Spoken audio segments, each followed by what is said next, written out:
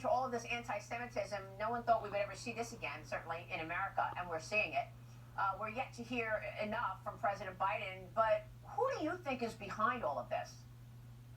Well, it's a deep problem at universities today with their diversity, equity, and inclusion bureaucracies and intersectionality. They have been teaching anti-Semitism now for several years, and it's come to a fore. But let me tell you what I'm most afraid of.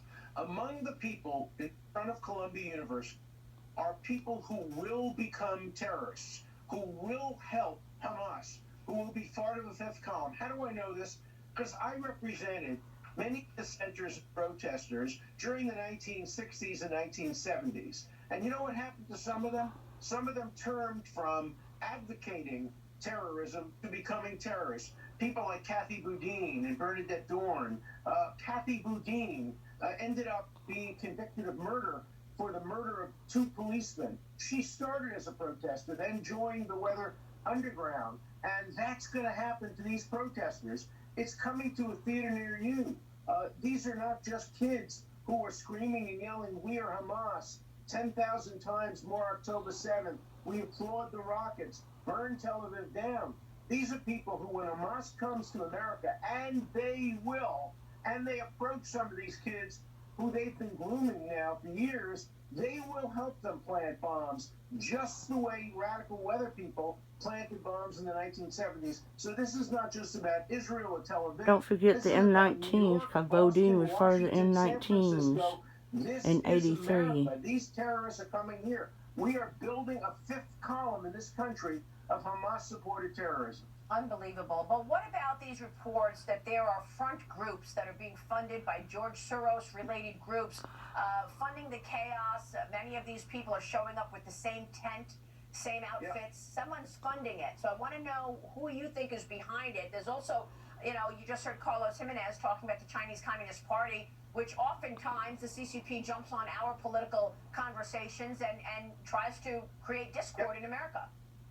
There's no question about that, and Russia does too. And there's no question that organizations funded by George Soros and the Rockefeller brothers, take, for example, an organization called Jewish Voice for Peace. It has been behind many of these demonstrations. They're not Jewish, and they don't want peace. It's a fake organization. It's an old-line group of communists and anarchists that want to overthrow the United States government.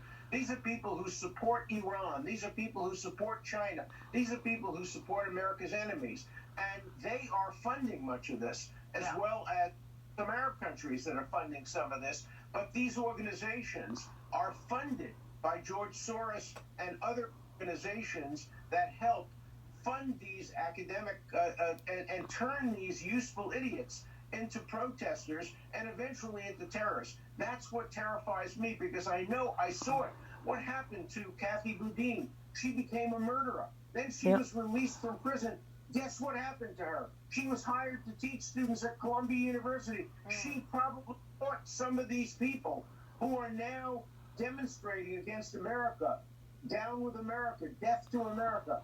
Kathy Boudin and others who were terrorists, who protesters, became terrorists, then became teachers of future protesters. This is a much deeper problem than what's going on at Columbia University. Well, shouldn't the White House take this on and be more forceful against anti-Semitism? Let's face it, the tone is set from the top.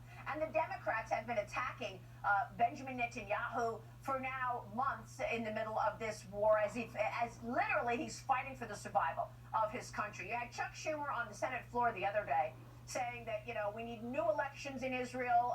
Bibi Netanyahu no longer serves the interest of Israel and the people there. And then you had Joe Biden come out and say, oh, what a great speech Chuck Schumer just gave. So Ted Cruz was on this program last week, and the senator from Texas said, if you look at the leadership, the Democrats' leadership, Schumer and Pelosi, they have also been, fueling this anti-Semitism in many ways.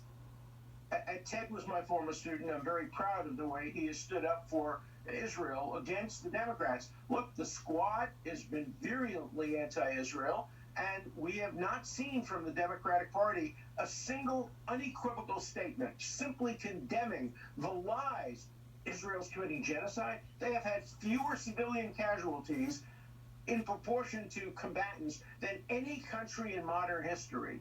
It's just a series of lies. And these series of lies by President Biden when he created this moral equivalence between people who are and murdering and people who are saying, well, wait a minute, maybe the Palestinians are being hurt by fellow Palestinians rather than by Israelis and by America. So we're seeing from the White House the opposite of support. And I think it's turning a lot of people who used to be knee-jerk Democrats are now saying, we really can't vote for this administration. They have refused to condemn AOC. They have refused to condemn the Squad.